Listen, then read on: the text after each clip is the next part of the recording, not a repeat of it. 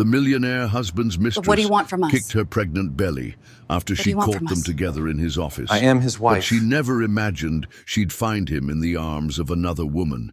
Yet the betrayal was just the beginning. What happened next will leave you speechless and craving justice. Hi, my beautiful, loyal, and great family. How are you? I am lucky to have such a caring family. Let us begin with prayer. Heavenly Father, I lift this family into your hands. Bless every woman with courage and honor. Bless every mother who cries in silence for her children. Bless every man carrying hidden battles. Heal every wound, calm every storm, and let your light shine on every heart that listens today. But my family, hear me with love. My heart is heavy. I pour my soul into these stories, yet many no longer watch them till the end. This wounds me deeply, as if my hard work is nothing. Still I do not stop, because love never gives up. My love for you burns stronger than any pain. I know some who come for the first time carry doubts, but trust is the seed of love. I have never deceived you. Every story I give is born from prayer, sacrifice, and respect for every woman, every family, every life. If your heart is true, write present. If your love is real, write, I am with Mr. Peter. Now, I open a new chapter, a new channel, a home for short stories under 1 hour. You can find the link in the community post. Don't forget to subscribe, because this is not just my work. It is our journey, our family, our legacy.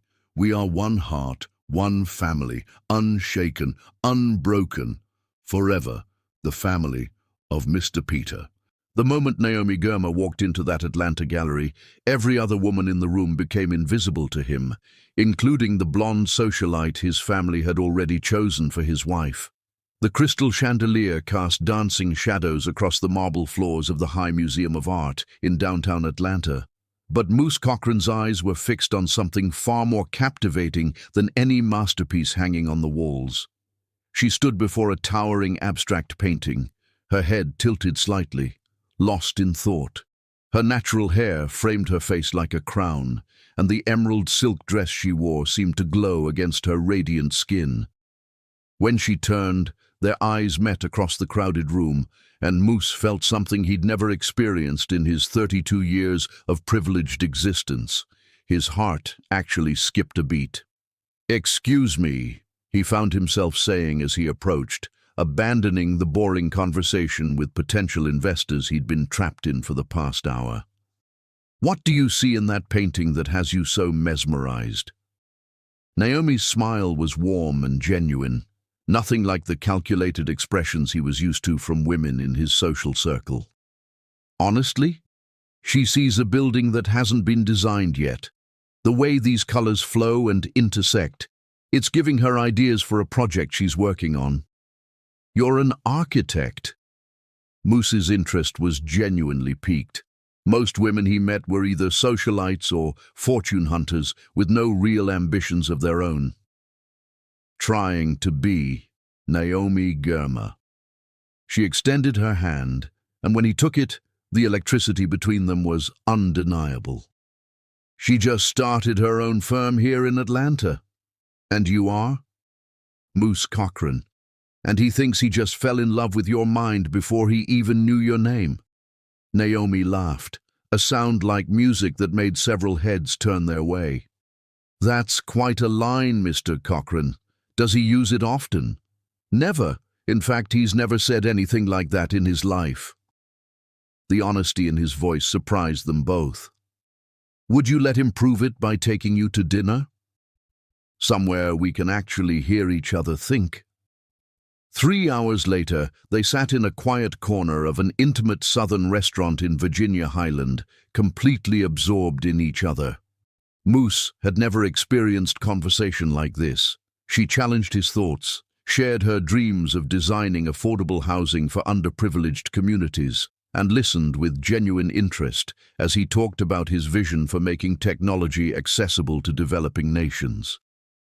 "You're not what she expected," Naomi admitted as they shared wine and watched the rain begin to fall outside. "What did you expect?" "Another spoiled rich boy who thinks his money makes him interesting." Her directness caught him off guard in the best possible way. "But you actually care about something beyond yourself." Moose leaned forward, his voice dropping to an intimate whisper. His money has never made anyone love him for who he really is. Until tonight, he didn't think anyone ever would. The sincerity in his voice made Naomi's breath catch. She'd dated successful men before, but none had ever been this vulnerable, this real. "Maybe you've been looking in the wrong places." Maybe he has. He reached across the table and gently took her hand. "Naomi, he knows this sounds crazy, but he feels like he's been waiting his whole life to meet you." As the evening stretched into the early morning hours, they discovered an incredible connection. Moose told her about the pressure of living up to his family's expectations, the loneliness of never knowing if people liked him or his bank account. Naomi shared her struggles of building a business in a male-dominated field, her determination to succeed on her own terms, and her dream of using architecture to make the world more beautiful and equitable. "His family won't approve," Moose said finally, as they stood outside her midtown apartment building. "They have very specific ideas about who he should marry.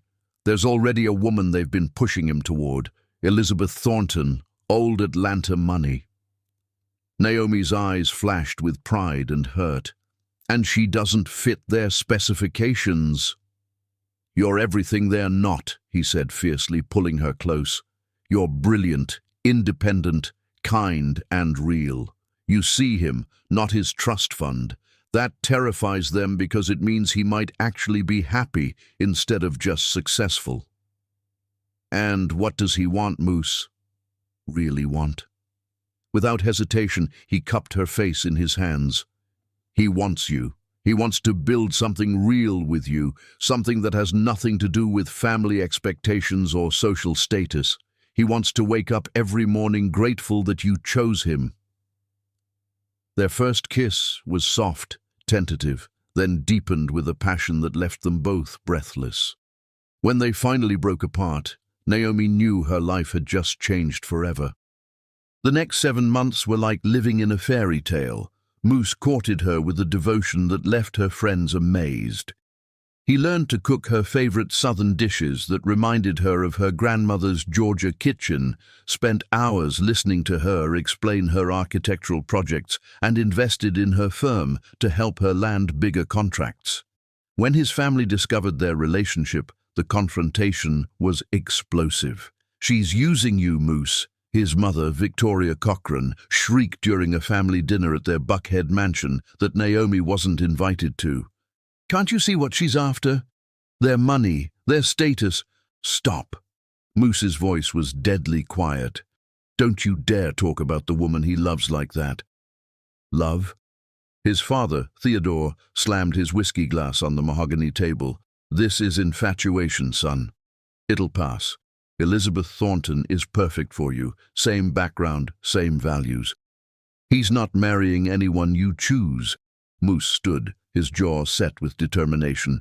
"He's going to marry Naomi, and if you can't accept that, then you'll lose him forever." "Choose carefully, Moose," his mother said coldly, "because if you marry that girl, you're no longer their son.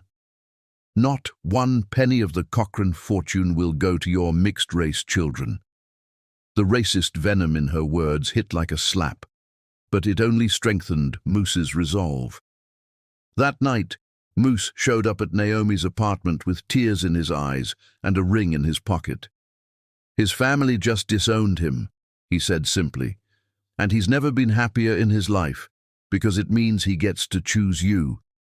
Naomi's heart shattered and soared simultaneously. "Moose, she can't let you give up your family for her."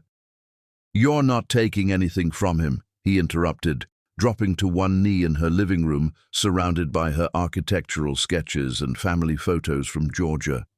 "You're giving him everything he never knew he needed. Naomi Germer, will you marry him and let him spend the rest of his life proving that you're worth more than anything he could ever lose?" Through her tears, she whispered yes, and as he slipped the ring onto her finger, she believed with every fiber of her being that their love could conquer anything. Their wedding 2 months later was intimate and perfect, held at the Atlanta Botanical Garden and attended by Naomi's loving family who'd driven up from rural Georgia and a handful of Moose's true friends who'd defied his parents' wishes to be there. Her grandmother's famous peach cobbler was served alongside elegant French pastries, symbolizing the beautiful blend of their different worlds coming together. As they danced to their first song as husband and wife under the twinkling lights, Moose whispered in her ear, "You're his whole world now, Mrs. Cochran. Nothing else matters." Naomi pressed her cheek against his chest, feeling his heartbeat, and whispered back, "Promise her that no matter what happens, we'll always choose each other first." "Always," he said, holding her tighter. "You and their future babies are all he'll ever need." Looking back, Naomi would remember this moment as the last time she completely trusted another human being. Because sometimes the most beautiful promises are made by the most beautiful liars, and the greatest love stories begin with the seeds of their own destruction already planted in the soil of deception. But in that moment, dancing in her husband's arms in the heart of Atlanta, she was the happiest woman alive, completely unaware that the man holding her would soon learn that having everything wasn't enough. He'd want more.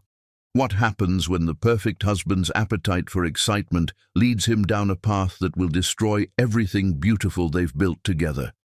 The fairy tale is about to become a nightmare. Chapter 2. The Perfect Husband's Perfect Lies. 18 months into their marriage, Moose brought Naomi coffee from her favorite Atlanta cafe every morning, kissed her growing belly, and whispered sweet promises, the same lips that had been kissing his secretary for the past 6 months. The morning sun streamed through the floor-to-ceiling windows of their Buckhead home as Naomi, now 30 years old and glowing at 16 weeks pregnant, stood in her home studio sketching designs for the new Children's Hospital of Atlanta expansion. Her architecture firm, Germa Design, had landed the prestigious contract just last month, and she was determined to create something that would bring healing and hope to the children who needed it most. "Good morning, little one," she whispered to her 4-month bump, her hand resting gently on the small but definite curve of her belly. "Mommy's designing a beautiful place where sick children can feel safe and loved." Her phone chimed with a text from Moose. "Thinking about you and their little miracle. Can't wait for the ultrasound this afternoon. You're his everything, beautiful." Today was a routine checkup, but in a few weeks they'd have their 20-week anatomy scan where they'd finally see their baby's face clearly. At 16 weeks, this would be their most detailed look yet, and Naomi could barely contain her excitement. What Naomi didn't know was that at that exact moment, 34-year-old Moose was lying in a suite at the Ritz-Carlton in downtown Atlanta, his arm wrapped around 29-year-old Sophia Smith's naked waist. Sophia, his personal assistant for the past 3 years and secret lover for the past 6 months, stirred in his arms. "Does he have to go?" Sophia murmured against his chest, her blonde hair spilling across his shoulder. "Can't he stay just a little longer?" Moose kissed the top of her head, his fingers tracing patterns on her bare skin. "You know he wishes he could, baby. But he has that board meeting at 10, and Naomi's ultrasound appointment is at 2. The casual way he mentioned his wife's name made Sophia's jaw tighten, but she'd learned not to push too hard. Moose had been promising her for months that once the baby was born and Naomi was settled into motherhood, he'd find a way to transition out of his marriage and be with her openly. "She hates this," Sophia whispered, pressing kisses along his collarbone. "She hates that his wife gets the ring, the house, the baby announcement, while she gets stolen mornings in hotel rooms." "Hey!" Moose tilted her chin up to meet his eyes, his voice taking on the same tender tone he used with Naomi. "This is temporary, Sophia. You know you're the one who really understands him. Naomi, she's good and sweet, but she doesn't have your fire. After the baby comes and things settle down, he'll find a way to be with you properly." It was a promise he'd been making for months, and Sophia believed it because she desperately wanted to. Moose had a gift for making each woman feel like she was his entire world, compartmentalizing his emotions so completely that neither suspected they were sharing him. The truth was more complex than either woman realized. Moose genuinely loved Naomi, her goodness, her talent, her unwavering faith in their love. But he was addicted to the thrill Sophia provided, the dangerous excitement of forbidden passion that made him feel alive in ways his comfortable marriage never could. An hour later, Moose walked through the front door of the stunning contemporary home that Naomi had designed as their wedding gift to each other. Every line, every window, every detail had been crafted with love and the dream of the family they'd build together. "There's his gorgeous wife," he called out, finding her in her studio surrounded by hospital blueprints. He wrapped his arms around her from behind, his hands resting protectively on her 16-week bump.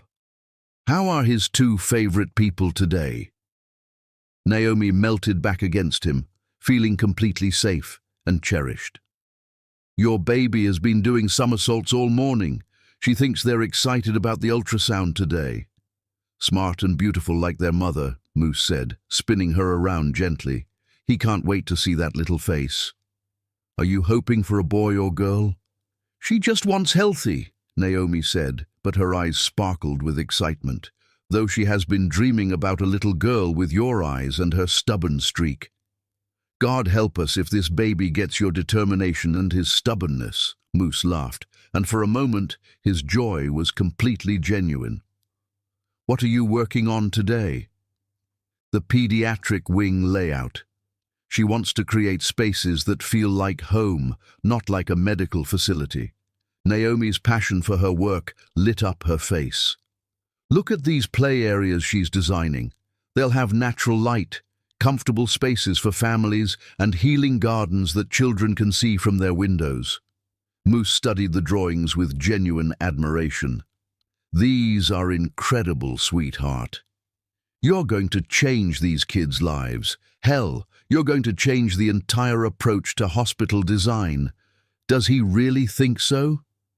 Even after 18 months of marriage, his belief in her still made her heart race. "He knows so." He cupped her face in his hands, looking at her with an intensity that made her breathless. "Naomi, you're the most talented person he's ever met. And the fact that you're also carrying his child, building their future together, sometimes he can't believe this is real." They kissed deeply, and Naomi felt that familiar surge of overwhelming love and security. This was what real love felt like: safe, supportive, unshakable. Later, as they sat in Dr. Martinez's office for Naomi's routine 16-week checkup, she squeezed Moose's hand as they listened to their baby's strong, steady heartbeat filling the room. "The baby sounds perfect, Doctor."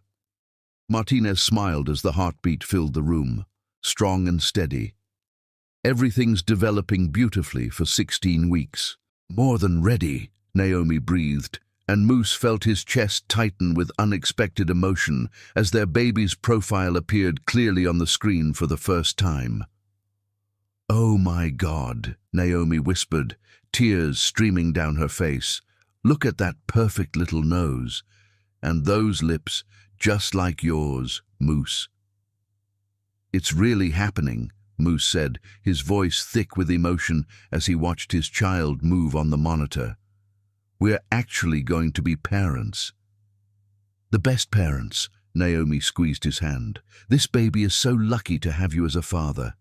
You're going to teach them to be brave, to choose love over fear, to stand up for what's right." The weight of her faith in him was both exhilarating and crushing. Here was this incredible woman who believed he was a hero, who trusted him completely, who was carrying his child and building their future with absolute confidence in his character. And for the past 6 months, he'd been betraying her with another woman. But Moose had become an expert at pushing guilt aside. He told himself he was protecting Naomi by keeping his relationship with Sophia secret, that he could give her all the love and security she needed while exploring the passion he'd never experienced in his privileged, predictable life. "She loves him so much it scares her sometimes," Naomi told him as they drove home through Atlanta traffic, her hand in his while she stared dreamily at their baby's ultrasound photos. It scares her. Why? Because she never knew she could feel this much. Before him, she was just building a career, going through the motions. He made her want something bigger, a real family, a real partnership, a real forever. Naomi turned to study his profile as he navigated the busy streets, her heart so full she could barely breathe. He already is everything she ever dreamed of, Moose. He's her hero, her safe place, her whole world. She trusts him with her life, with their baby's life, with her heart. Her words hit him like a physical blow, but he smiled and brought her hand to his lips. "And he'll never betray that trust, sweetheart. Never." As they pulled into the driveway of their dream home in the exclusive Ansley Park neighborhood, Naomi felt overwhelmed with gratitude for the life they'd built together. Every room held memories of laughter and intimacy. Every corner reflected their shared dreams and growing love. "What is she thinking about?"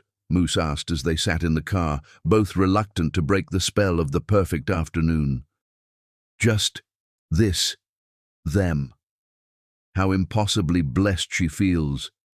She turned to face him fully. "Moose, promise her something. Anything. Promise her that no matter what challenges come their way, they'll always remember this feeling. This certainty that they're meant to be together. Promise her that he'll always choose them, choose their family, no matter what temptations come along." Moose looked into her trusting, loving eyes and felt something twist in his chest. He promises, Naomi, you and their baby will always come first. Always. That evening, as Naomi worked on her hospital designs while he read pregnancy books aloud, Moose's phone buzzed with a text from Sophia. "How did the ultrasound go? Is he still coming tomorrow night?" He glanced at his wife, completely absorbed in creating something beautiful for sick children, and quickly typed back, "Perfect." And yes, same time tomorrow. The ease with which he lied, even to himself, should have terrified him.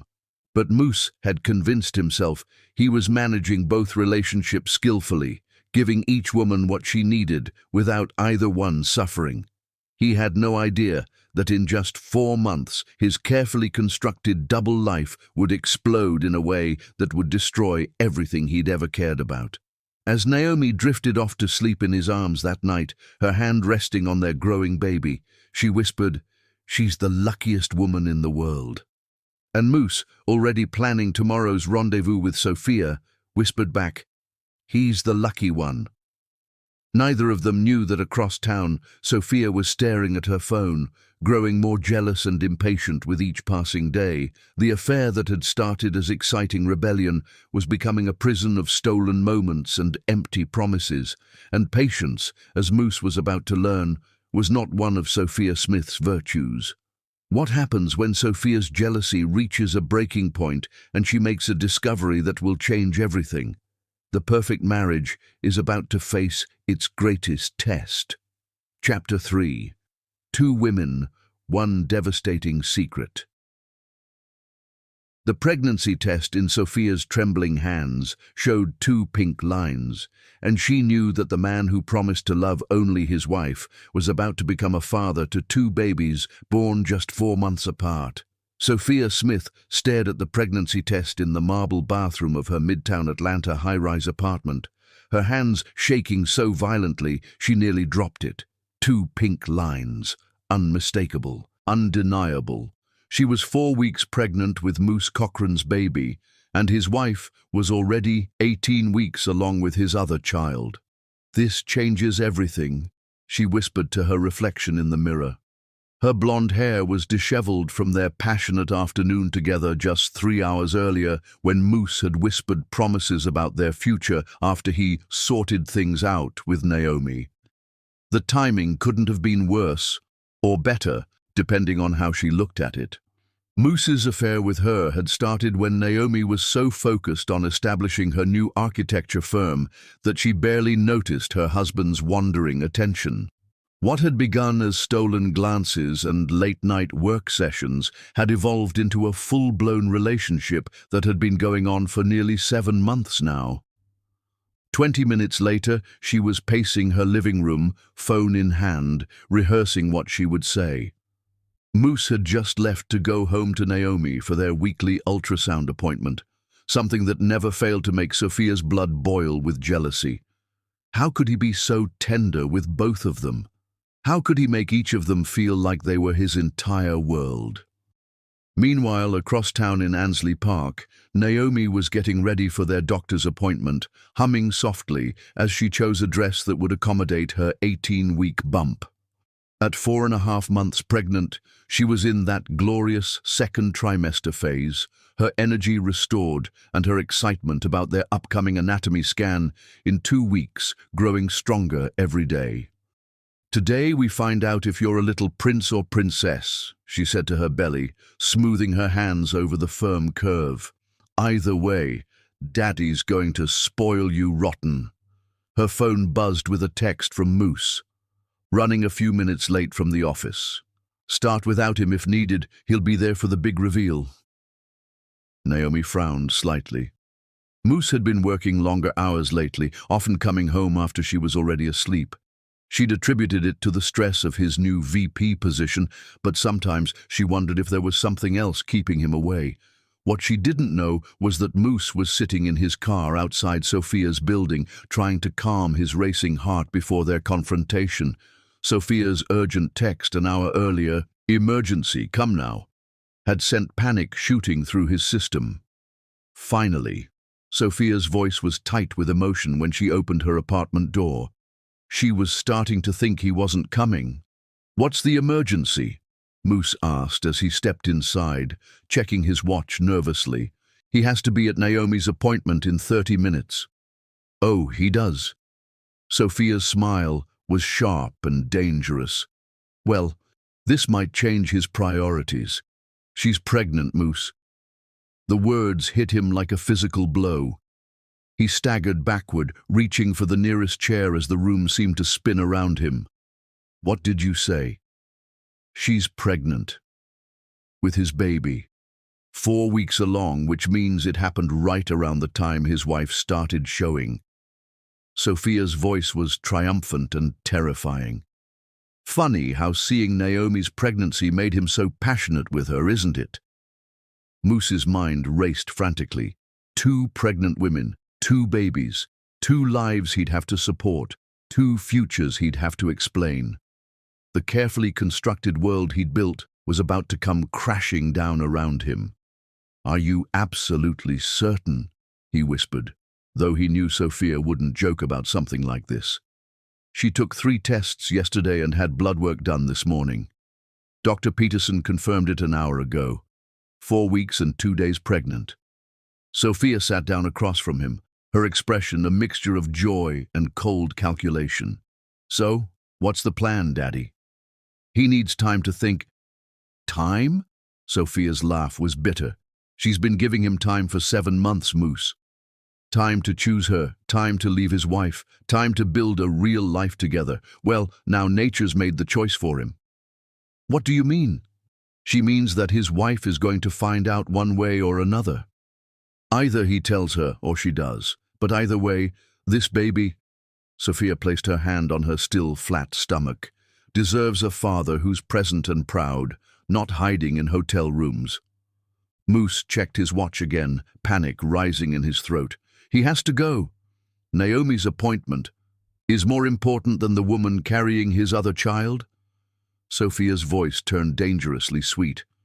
"Interesting priorities." "That's not what he meant. It's exactly what he meant. Go, Moose. Run to your perfect little wife and your perfect little appointment. But remember while you're holding her hand and cooing over ultrasound pictures that there's another baby, his baby, that he's completely ignoring. 15 minutes later, Moose rushed into Dr. Martinez's office, where Naomi was already lying on the examination table, her shirt pulled up to reveal her rounded belly. She looked so beautiful, so trusting, so completely unaware that her husband had just learned he was going to be a father twice over. "There he is," Naomi said with relief when she saw him. She was worried he'd miss it. "He wouldn't miss this for the world," Moose said, taking her hand and trying to push thoughts of Sophia out of his mind. "How's everything looking, Doctor?" "Martinez?" "Perfect." The doctor smiled as she moved the ultrasound wand across Naomi's belly. "Baby's developing beautifully, strong heartbeat, good size, very active, and if you want to know the gender—" "Yes," Naomi said excitedly, squeezing Moose's hand. "We've been dying to know. Congratulations, you're having a little girl." Naomi burst into tears of joy, and Moose felt his heart clench as he watched their daughter move on the screen. She was real, she was healthy, and she was going to be born into a world where her father was living a lie. "A daughter," Naomi sobbed happily. "She's going to be beautiful and strong and brave, just like her daddy taught her to be." As they drove home, Naomi chatted excitedly about nursery colors and names, while Moose's phone buzzed continuously with texts from Sophia. Each message was a reminder of the impossible situation he'd created, the double life that was becoming harder to maintain with each passing day. "Maya," Naomi said suddenly. "If we name her Maya, it means illusion in some cultures, but in others it means mother or goddess." She likes the idea of their daughter having a name that means strength. "Maya Cochrane," Moose repeated, and the name felt like both a blessing and a curse. "It's perfect." That night, after Naomi fell asleep with her hand on her belly and baby name books scattered around the bed, Moose slipped out to his study and called Sophia back. "How did the appointment go?" she asked, her voice carefully controlled. "It's a girl." "Maya. She's healthy and perfect." Despite everything, pride crept into his voice. "How nice for them," Sophia said coldly. "And what about this baby? What about their child? Does he even care that there are 2 little lives depending on him now? Of course he cares." "Then prove it. She wants an answer, Moose. Is he going to leave his wife and be with her, or is she going to raise their child alone while he plays happy family?" "Sophia, please, just give him more time."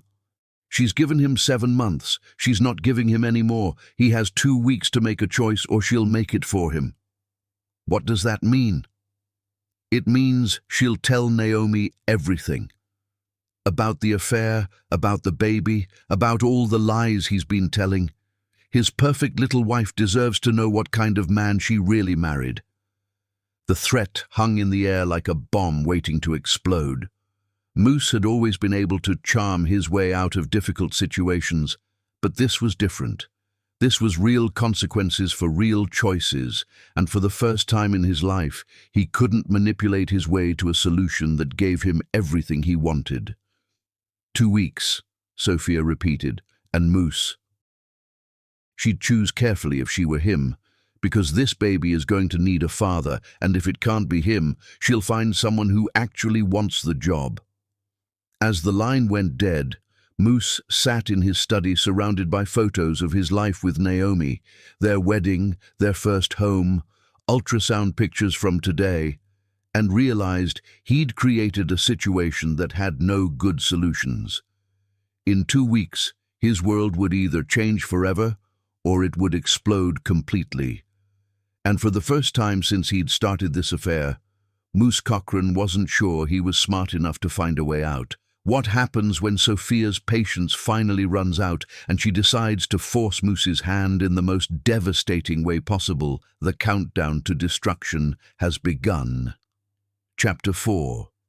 The Calm Before the Storm. While Naomi glowed with the radiance of a woman 6 months pregnant and completely loved, Sophia was across town at 8 weeks along, planning exactly how she would destroy that perfect little fantasy. At 24 weeks pregnant, Naomi had reached that beautiful phase where her bump was perfectly round, her energy was high, and she felt more connected to her unborn daughter than ever before. She stood in their master bedroom, folding tiny pink onesies that she'd bought during a shopping trip with her mother, who'd driven up from rural Georgia to help prepare for her granddaughter's arrival. "Look at these little socks, Maya," she whispered to her belly, holding up impossibly small pink booties. "Grandma Rose picked these out especially for you. She can't wait to spoil you rotten." The nursery was nearly complete now, a sanctuary of soft pastels and natural wood that Naomi had designed to be both beautiful and functional. The crib was positioned to catch the morning light, and she'd painted a mural of Georgia peach blossoms on one wall as a tribute to her heritage. Her phone chimed with a text from Moose. "Stuck in another late meeting. Don't wait up. He'll be home after midnight. Love you both." Naomi frowned at the message. This was the 4th night this week that Moose had worked past 10 p.m.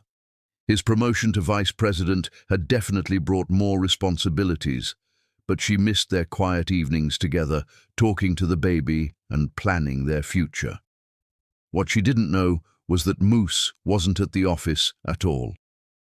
He was 20 minutes away at Sophia's apartment, trying to manage what had become an increasingly volatile situation. Sophia, now 8 weeks pregnant and dealing with morning sickness, was growing more impatient and demanding with each passing day.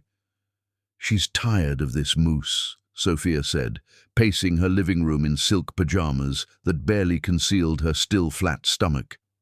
"She's tired of hiding, tired of being the secret, tired of watching him play devoted husband while she deals with pregnancy symptoms alone."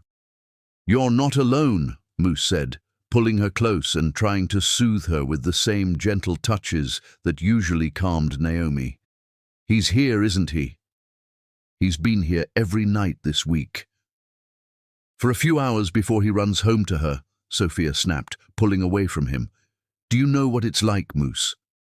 Throwing up every morning while knowing that his wife gets breakfast in bed and foot rubs and all the things a pregnant woman should get from the father of her baby." The accusation hit its mark. Moose had been extra attentive to Naomi lately, partly from genuine excitement about their daughter and partly from guilt about his double life. He brought her morning coffee, rubbed her swollen feet, and talked to Maya through Naomi's belly every night. "After Maya is born," he said desperately, "things will be different. Naomi will be focused on the baby, and he'll have more freedom to be with you properly." "And what about this baby?" Sophia's hand moved to her stomach. "What about their child? Is this baby supposed to just wait in the shadows while he plays father to his legitimate daughter?" The word legitimate hung in the air like a weapon. Moose had never thought of it that way, that one of his children would be celebrated while the other would be hidden. But Sophia's pregnancy was forcing him to confront realities he'd been avoiding. "Both babies will be loved," he said weakly. By whom? By him, in stolen moments between his real family obligations. Sophia's eyes flashed with anger and hurt. "She won't raise his child like some dirty secret, Moose. Either he chooses her and they build a real family together, or she'll make sure Naomi knows exactly what kind of man she married." Meanwhile, Naomi was having dinner with her mother at their favorite restaurant in Decatur, completely unaware that her marriage was hanging by a thread. "You look radiant, sweetheart," Rose Germer said, reaching across the table to squeeze her daughter's hand. "Pregnancy suits you, and Moose is taking such good care of you both." "He is," Naomi agreed, though a small frown crossed her face. "Though he's been working so much lately. She barely sees him except on weekends.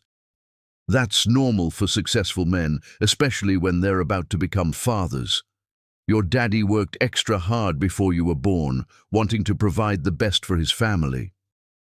She knows. It's just, sometimes she feels like she's boring him. Like maybe the reality of marriage and pregnancy isn't as exciting as he thought it would be. Rose studied her daughter's face with the intuition that only mothers possess. Has he given you reason to think that? No, not really. He's still loving and attentive when he's home. She's probably just being emotional because of the hormones. But even as she said it, Naomi couldn't shake the feeling that something had shifted in her marriage. Back at Sophia's apartment, the conversation was reaching a dangerous climax. She's giving him 1 week, Sophia announced, her voice cold and final.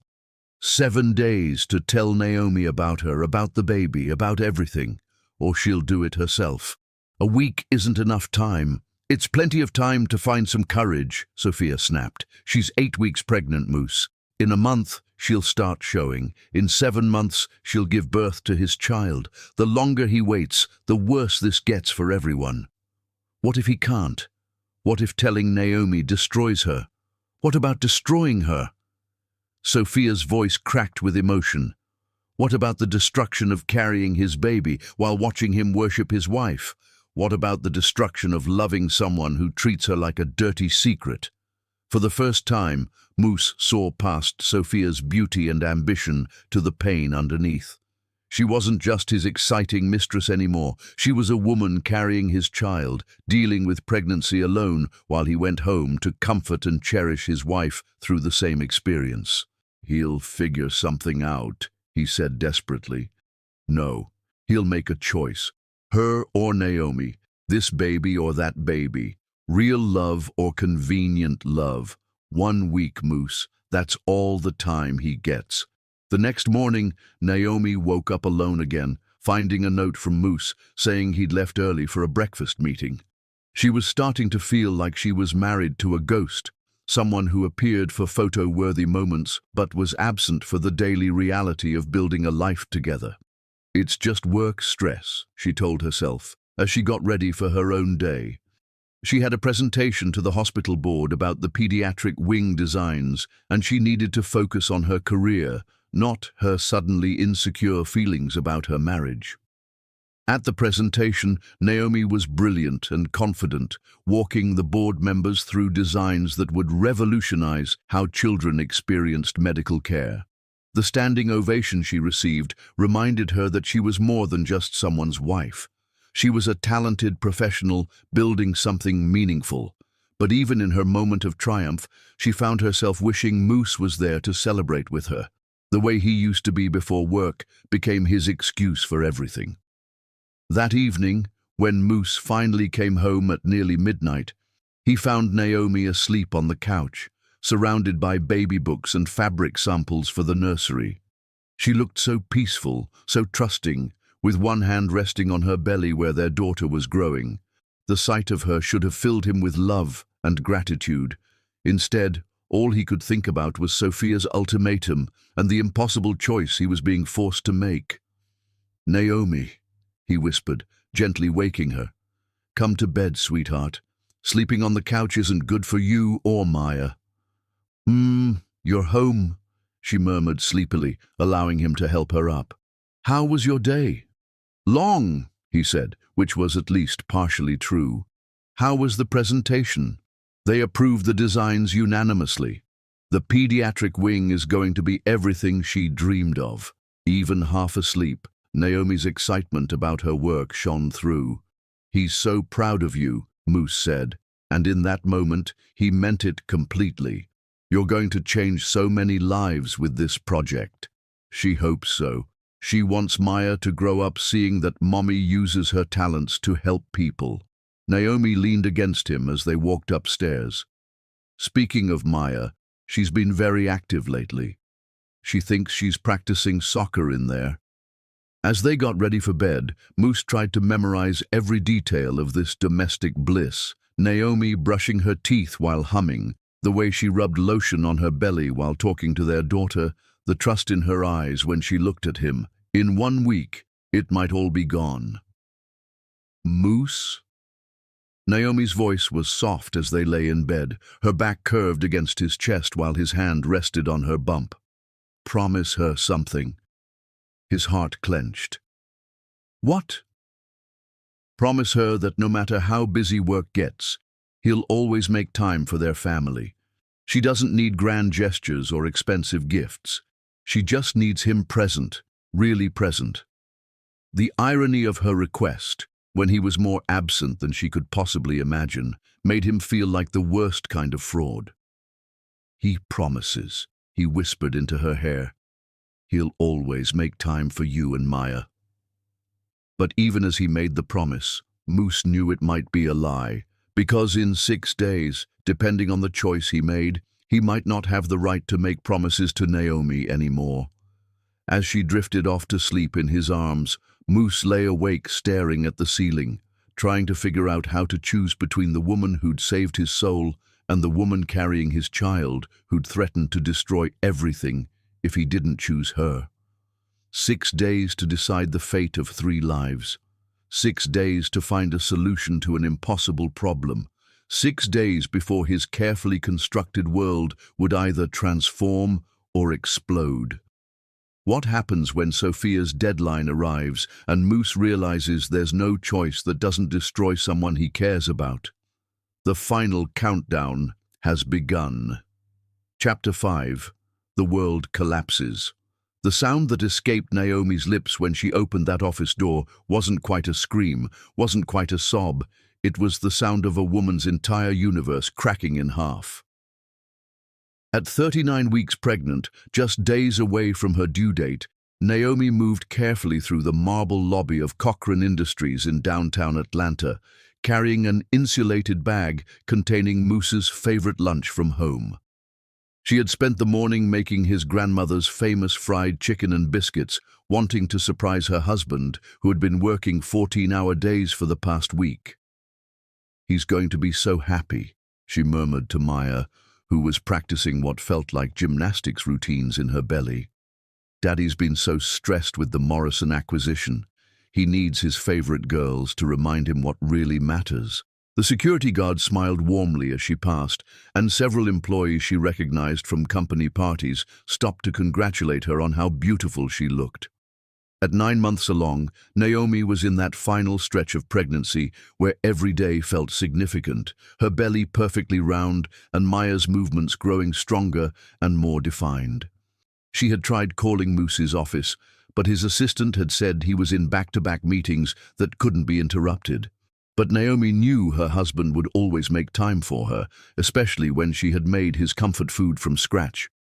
The elevator ride to the 40th floor felt longer than usual, probably because Maya was being particularly active and making it hard for Naomi to get comfortable. She had been having Braxton Hicks contractions all week, practice contractions that Dr. Martinez had assured her were completely normal for this stage of pregnancy. Mrs. Cochrane, Jennifer, the executive assistant, looked genuinely panicked when Naomi appeared at her desk. "What a wonderful surprise, but Mr. Cochrane is in a very important meeting with international investors that absolutely cannot be interrupted." "Oh, don't worry," Naomi laughed, already heading toward Moose's corner office. "I'm his wife. He won't mind being interrupted for homemade fried chicken. Please, Mrs. Cochrane, wait." Jennifer scrambled from behind her desk, but Naomi was already pushing open the heavy oak door to Moose's private office. The sight that greeted her stopped her heart completely. Moose was pressed against his mahogany desk, his hands tangled in familiar blonde hair, his mouth locked in a passionate kiss with a woman whose back was to the door. The woman's black pencil skirt was hiked up, her silk blouse partially unbuttoned, and her legs were wrapped around Moose's waist with an intimacy that spoke of countless encounters, just like this one. The lunch bag slipped from Naomi's numb fingers, hitting the marble floor with a crash that echoed through the office like a gunshot. Both Moose and the woman sprang apart instantly, and when the blonde turned around, Naomi's world tilted completely off its axis. Sophia Smith, the personal assistant who had supposedly transferred to the London office months ago, the woman who was clearly, unmistakably pregnant, her bump round and obvious under her silk blouse.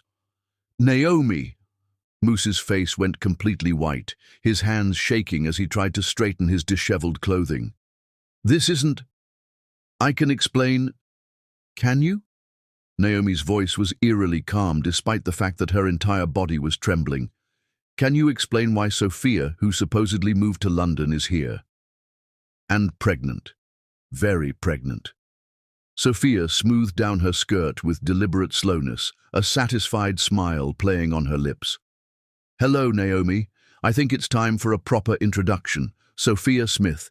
And yes, I'm carrying Moose's baby." The words hit Naomi like a physical assault. She gripped the doorframe for support, her vision swimming as the magnitude of the betrayal crashed over her. "How far along?" 23 weeks, Sophia replied, her hand moving protectively to her visible bump. "Nearly 6 months along. Funny how that timing works out, isn't it?" Naomi's mind raced frantically. 23 weeks meant Sophia had gotten pregnant when Naomi was already 16 weeks along, which meant... "The affair," she whispered. "How long?" "Tell her, Moose," Sophia said sweetly when he remained frozen in mortified silence. "Tell your wife how long we've been together." "Naomi, please let me explain." Moose stepped toward her, but she held up a hand that stopped him cold. "How long?" Her voice cracked with anguish, and Maya responded to her mother's distress with frantic movement that made Naomi gasp and clutch her belly. "Nearly a year," Sophia answered when Moose couldn't find his voice. "He came to me nearly a year ago, right when you started showing." Funny how seeing his wife pregnant made him want to play with someone else. Nearly a year. While she was glowing with pregnancy, planning their nursery, trusting him completely, he had been carrying on a relationship with another woman. "I trusted you," Naomi whispered, her voice breaking. "I defended you to everyone who said you'd married beneath your social class. I believed you when you said I was enough, that our love was real." "It is real," Moose said desperately. "Naomi, what I feel for you is real. This thing with Sophia, it's complicated, but it doesn't change how much I love you." "Complicated?" Naomi's voice rose to a sob. "She's pregnant with your child. How is that complicated? That's betrayal. That's lies. That's..." Another strong contraction gripped her, and she doubled over slightly. "Look what you're doing to yourself," Sophia said with false concern, though her eyes gleamed with satisfaction. "All this stress can't be good for the baby, though I suppose you're learning what it feels like to be hurt by someone you trust." The cruelty in Sophia's voice, the obvious pleasure she was taking in Naomi's pain, revealed everything about why this affair had happened. This woman didn't just want Moose. She wanted to destroy what he had with Naomi. "You knew," Naomi said, straightening up despite the pain. "You knew he was married.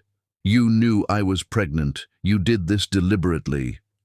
"I did what any smart woman would do," Sophia replied, stepping closer with predatory confidence. "I saw what I wanted and took it." "The better woman won, Naomi." "Better?" Naomi's voice was deadly quiet now. "Better women don't sleep with married men. Better women don't deliberately destroy families. You're not better. You're just willing to accept scraps of attention that I would never settle for." "Scraps?" Sophia's composure cracked slightly. "He's been choosing my bed over yours for nearly a year. He's been..." "Stop!" Moose finally found his voice, stepping between the two women. "Both of you, just stop. This isn't how anyone should find out about..." "About what, Moose?" Naomi's voice cut through his attempt at damage control. "About your other life? About the fact that everything you've said to me for the past year has been a lie?" "Not everything was a lie." "Yes, it was!" The words tore from Naomi's throat with such force that both Moose and Sophia stepped back. "Every I love you, every promise about our future, every tender moment, all of it was performance while you were building a real relationship with her." Another contraction gripped her, stronger this time, and Naomi felt a wetness between her legs that made her panic. "Something's wrong," she gasped, looking down to see fluid on the marble floor. Her water just broke, Sophia observed with clinical detachment. Looks like baby Maya is ready to meet her cheating father. Call 911, Moose shouted, finally snapping into action. But as he reached for his phone, he found himself caught between his wife, who was clearly going into labor, and Sophia, who was watching the chaos with satisfaction. Don't, Naomi said quietly, even as another contraction made her grip the doorframe. I'll call myself. I don't need anything from you. Naomi, you're in labor. Yes, I am. And my daughter is about to be born into a world where her father is a liar and a cheat. Congratulations, Moose. You've managed to ruin the most important day of our lives. As Naomi carefully made her way toward the elevator, leaving behind the shattered remains of her marriage and the two people who had destroyed it, she felt something powerful awakening inside her chest. It wasn't just labor pains. It was the birth of a woman who would never again accept being treated as less than she deserved. Maya was coming, and maybe that was fitting. Maybe her daughter was as eager as she was to start a new life, free from the lies and betrayal that had poisoned what should have been the happiest time of their lives. It's just you and me now, baby girl, Naomi whispered as the elevator doors closed on her old life. And Mommy's going to make sure that's more than enough. The contractions were getting stronger, but so was her resolve. By the time this day was over, she would be a mother, and she would be free. Chapter 6. Rising from the Ashes. 5 days after her world ended, Naomi Gurma held her perfect daughter in the maternity ward of Emory Hospital, and for the first time in her life, she understood what unconditional love actually meant. Maya Rose Gurma, no longer Cochrane, had been born at exactly 39 weeks gestation after 14 hours of labor that Naomi had endured alone by choice. When the nurses asked about the father, Naomi had simply said, "He's not available." And when Moose had tried to push his way into the delivery room, hospital security had quietly but firmly escorted him out at Naomi's request. Now, as dawn light filtered through the hospital room windows, Naomi gazed down at her daughter's perfect face and felt a love so fierce it took her breath away. Maya had Moose's dark hair and strong jawline, but her eyes, when they opened, were all Naomi's, intelligent, determined, and already showing hints of the strength she had inherited from her mother. "I'm never going to let anyone make you feel like you're not enough," Naomi whispered to her sleeping daughter. "I'm going to teach you that you're worth fighting for, worth protecting, worth everything." A soft knock interrupted her thoughts. Diana Chen, her best friend and attorney, slipped into the room carrying coffee and a briefcase full of legal documents. "How are my two favorite girls?" Diana asked softly, setting down the coffee and immediately washing her hands before approaching the baby.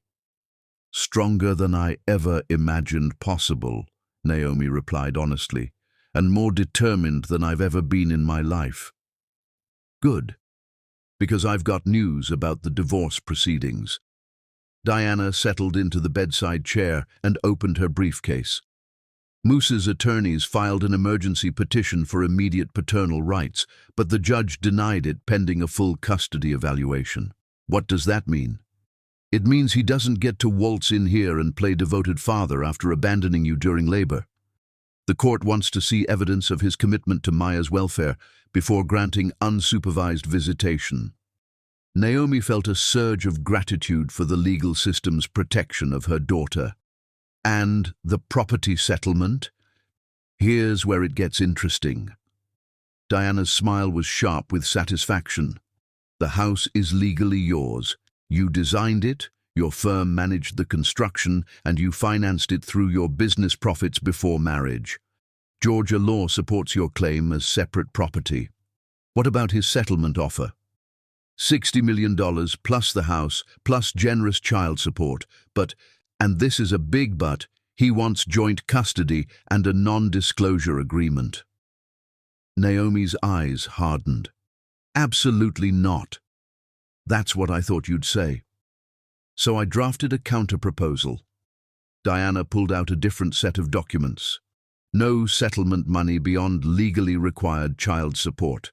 You keep the house and full custody.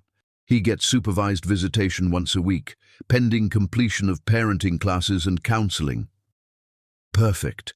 Naomi's voice was steel wrapped in silk. I'm not interested in his money. I never was. I just want to protect Maya from a man who's proven he can't prioritize his family when it matters. The first few weeks at home with Maya established a rhythm that surprised Naomi with its completeness.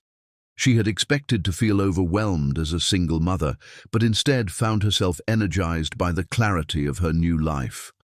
Every feeding, every diaper change, every quiet moment rocking Maya to sleep felt like an act of rebellion against the chaos Moose had created. Her mother, Rose, had moved in temporarily to help during those crucial early weeks, and watching her daughter navigate single motherhood with such grace filled her with pride and amazement.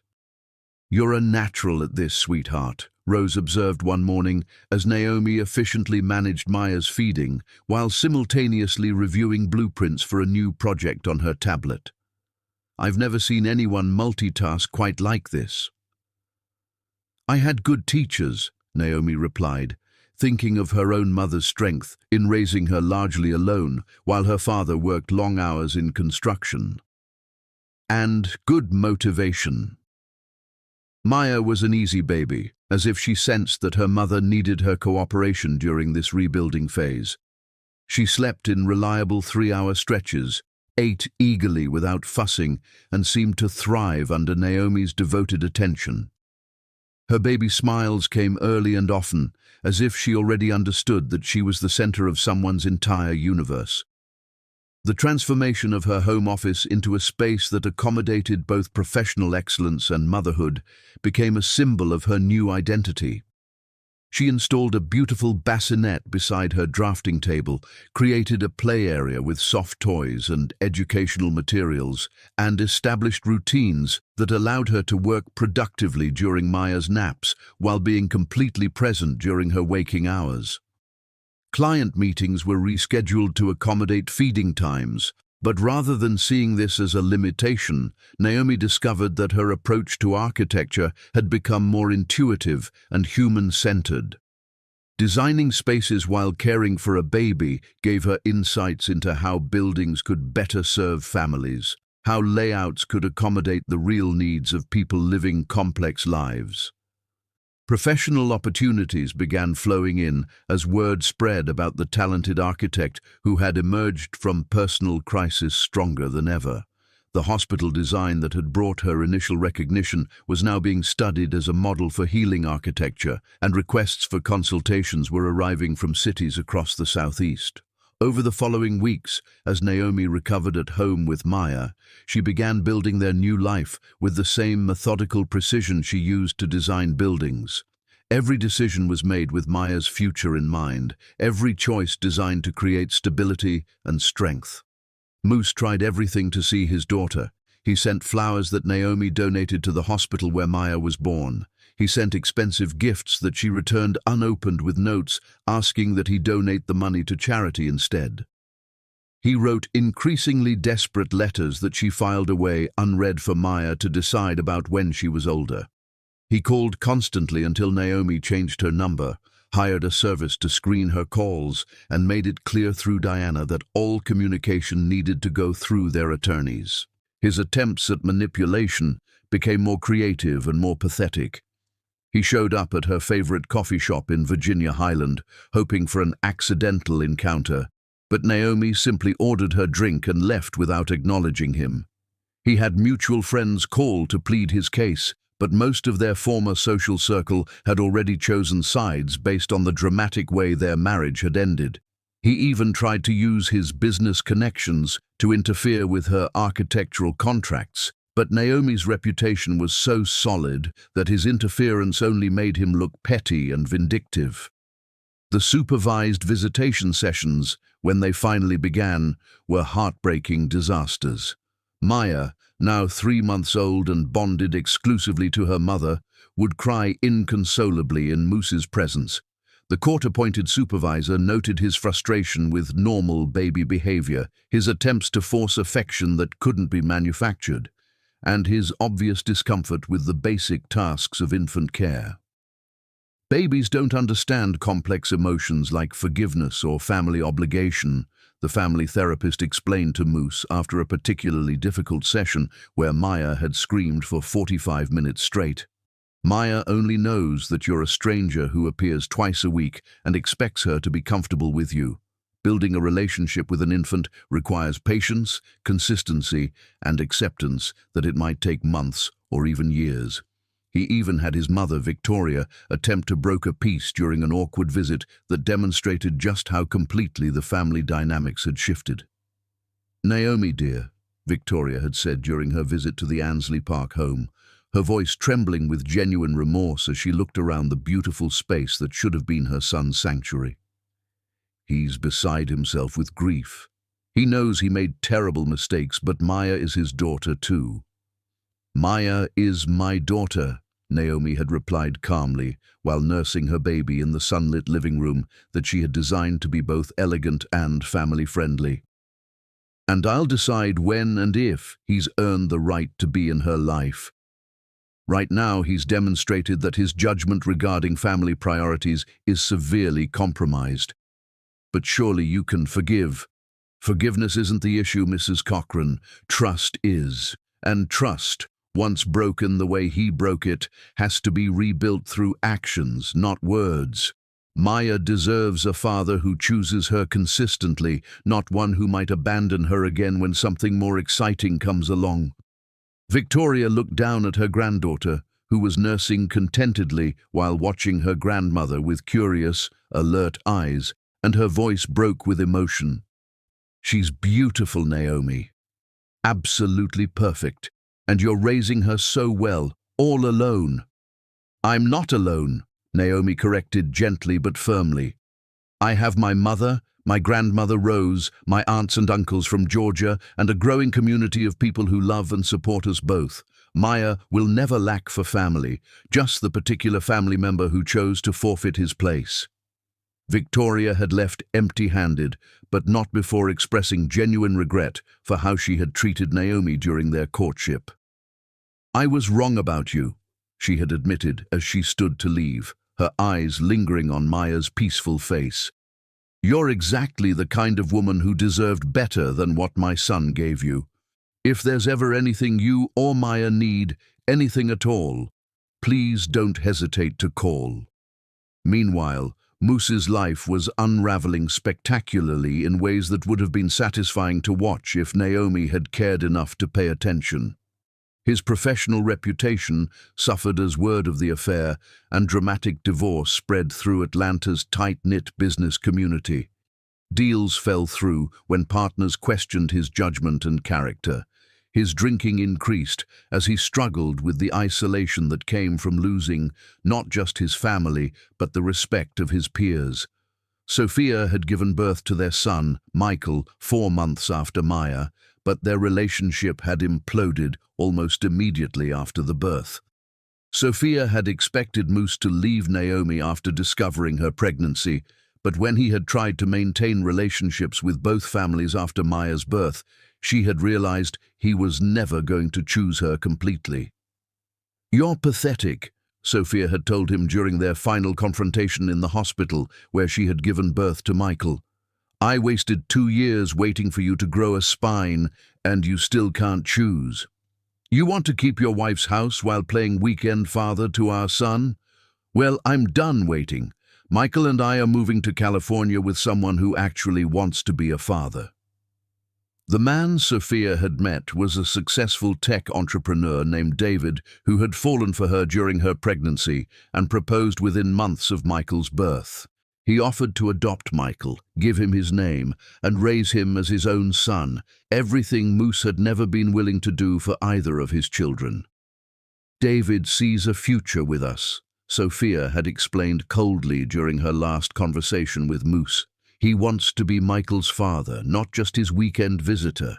He wants to build a real family, not juggle secret relationships. You had 2 chances to be a real father, Moose, and you chose yourself both times." And just like that, Moose had lost his mistress, his second child, and any illusion that he could manage multiple relationships without consequences. Michael would grow up in San Francisco with a stepfather who chose him completely, while Maya grew up in Atlanta with a biological father who had forfeited his place through his own selfishness. But it was losing Naomi and Maya that truly destroyed him. Every day without them felt like a physical wound that wouldn't heal. He had had everything: a wife who loved him unconditionally, a beautiful daughter, a family that could have been his legacy, and he had thrown it all away for excitement that had lasted less than 2 years. His business began suffering as his focus deteriorated. Colleagues noted his distraction during important meetings. His drinking increased to the point where he was calling in sick regularly, and his reputation in Atlanta's professional circles began reflecting the personal chaos he had created. The golden boy, who had once been expected to inherit an empire, was becoming a cautionary tale about the consequences of believing your own privilege would protect you from accountability. 6 months after Maya's birth, Naomi was thriving in ways that surprised even her closest friends. She had expanded Gurma Design into one of Atlanta's most respected architectural firms, landed contracts for 2 major hospital projects and a luxury resort development, and was raising Maya with a joy and confidence that amazed everyone who knew her. The professional recognition came pouring in as Atlanta's business community rallied around the talented architect who had emerged from personal tragedy stronger than ever. Her innovative approaches to healing architecture were being studied by firms across the Southeast, and her waiting list for residential projects had grown to over 18 months.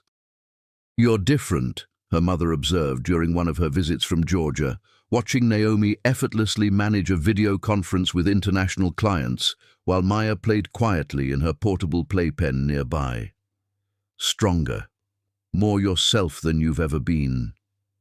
"I had to become different," Naomi replied, reaching down to hand Maya a new toy without missing a beat in her conversation about sustainable building materials. The woman who was grateful for Moose's attention couldn't protect Maya from a father who might abandon her when something more exciting came along. "So I became someone who could." "And what about love? For yourself, not just for Maya?" Naomi was quiet for a long moment, watching her daughter's determined efforts to stack colorful rings, her tiny fingers grasping with the same persistence that had helped Naomi rebuild her entire life. "I think I'm done with romantic love. Maya is enough. Building something meaningful with my work is enough. I don't need a man to feel complete anymore." "That's not the same as not wanting one," her mother said gently. "Maybe not. But wanting and needing are different things. I needed Moose's love once. Now I just need to be the mother Maya deserves and the woman I was always meant to become." The truth was more complex than Naomi admitted, even to herself. Late at night, when Maya was sleeping and the house was quiet, she sometimes imagined what it would be like to share her triumphs with someone who truly understood their value. She thought about lazy Sunday mornings with a partner who wanted to build something lasting, someone who would see Maya not as baggage, but as a blessing. But those dreams felt dangerous, like luxuries she couldn't afford. The cost of trusting the wrong person again was too high when Maya's security was at stake. Maya's development became a source of constant joy and wonder. At 6 months, she was already showing signs of the intelligence and determination she had inherited from her mother. Her eyes would track Naomi's movements around the room with an intensity that suggested she was studying and learning from everything she observed. When Naomi worked at her drafting table, Maya would lie on her back nearby, making soft cooing sounds as if she was offering commentary on the designs. The bond between mother and daughter was extraordinary to witness. Maya seemed to sense Naomi's moods, becoming more active and playful when her mother was happy, more calm and clingy when work stress made Naomi tense. During feeding times, she would gaze up at Naomi with such trust and adoration that it sometimes brought tears to her eyes. Maya's first laugh came at 5 months, a delighted giggle that erupted when Naomi was making silly faces during a diaper change. The sound was so pure and joyful that Naomi found herself laughing through tears, realizing that this moment, just the two of them in their sunny nursery, was more beautiful than any of the grand romantic gestures Moose had ever made. Over the following months, Naomi threw herself into both motherhood and her career with a passion that impressed everyone around her. Maya grew from a tiny newborn into a bright, curious baby who seemed to sense that her mother was her whole world. Every milestone, her first genuine laugh, the way she would reach eagerly for Naomi when she walked into the room, her determined efforts to roll from back to front, felt like evidence that love without betrayal was not only possible, but more beautiful than anything Naomi had experienced before. The woman who emerged from that pain was magnificent. She was confident without being bitter, strong without being closed off, and absolutely devoted to creating a life so beautiful that she would never again be tempted to settle for being someone's second choice. Her architectural work took on new depth and meaning as she poured her experiences of rebuilding into designs that helped others heal. The children's hospital wing became her masterpiece, a space that turned medical treatment into an experience of hope and beauty, where natural light and carefully designed play areas created environments that supported both healing and family bonding. Corporate clients began seeking her out specifically because her buildings seemed to understand human nature in ways that purely technical designs never could. The financial independence she had built gave her choices that many divorced women never had. She could afford the best childcare when needed, could travel for work without worrying about expenses, and could make decisions based purely on what was best for Maya rather than what was financially necessary. When Maya turned 9 months old, reaching for everything within her grasp and babbling constantly as if narrating her discoveries, Naomi realized she had created something remarkable. Not just a business or a beautiful home, but a life that felt authentic and purposeful in ways her marriage never had. But late at night, when Maya was sleeping peacefully in her crib and the house was quiet, Naomi sometimes wondered if she would ever trust another man enough to let him into their carefully constructed sanctuary. The betrayal had taught her that even the most devoted-seeming husband could be living a double life, that promises meant nothing without consistent action, that love without respect was just performance. She had no way of knowing that 6 months later, a man named Harry Harris would walk into her life and prove that real love, the kind that honored and cherished and protected, wasn't just a fairy tale. She couldn't imagine that someone would see her strength and want to support it rather than diminish it, would see Maya as a blessing rather than a complication, would choose them both completely and without reservation.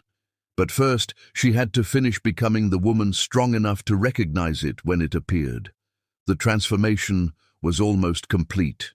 Soon, the Queen would be ready for the love story she actually deserved. Chapter 7. Love Like She Deserves. 15 months after Maya's birth, when 31-year-old Naomi Germer stood at the podium accepting the Southeast Architectural Excellence Award, Harry Harris knew he was looking at the woman he'd spend the rest of his life trying to deserve. The Georgia World Congress Center was packed with the region's most influential architects, developers, and city planners, but Harry's attention was completely focused on the remarkable woman at the podium. Naomi commanded the stage with a confidence that was magnetic, her voice clear and passionate as she spoke about designing spaces that healed communities. "This award represents more than architectural achievement," Naomi said, holding the crystal trophy that recognized her innovative work on the Children's Hospital of Atlanta expansion. "It represents what's possible when we build from a foundation of authenticity and purpose rather than compromise and shortcuts." Harry, now 34 and the founder of Green Oasis Resorts, had attended the ceremony at his architect's suggestion, looking for fresh talent for his newest project. Instead, he found himself completely captivated by a woman whose strength and intelligence seemed to radiate from every word she spoke. "Who is she?" he whispered to his colleague David Richardson. "Naomi Germer, brilliant architect, single mother, survivor. There was a messy divorce from the Cochrane heir about a year ago, but she's rebuilt her life and career stronger than ever."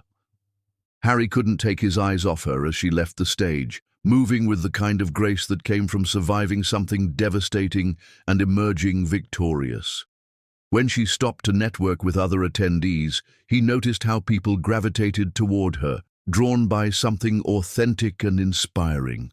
After the ceremony, Harry found himself approaching her at the reception, his usual smooth confidence replaced by something he hadn't felt in years, genuine nervousness around a woman who clearly didn't need anything from anyone. "Miss Germer, Harry Harris." He extended his hand, and when she shook it, he felt that rare spark of true connection. "That was an extraordinary presentation. Your philosophy about healing architecture is exactly what the hospitality industry needs to embrace." Naomi studied him with intelligent eyes that seemed to see through any pretense. He was handsome in an understated way, tall, with kind eyes and an easy smile that didn't feel practiced or calculated.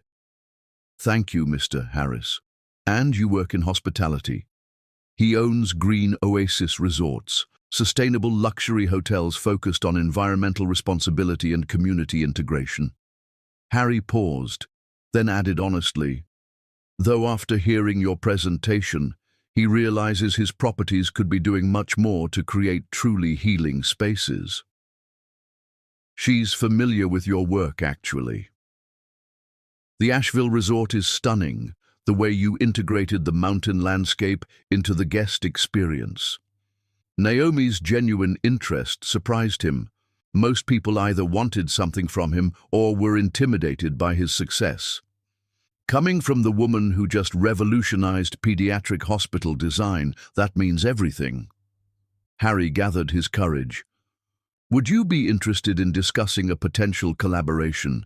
He's planning a new family resort in the North Georgia mountains, and after seeing your work—" "She'd be very interested in hearing more," Naomi said with a smile that made Harry's heart race.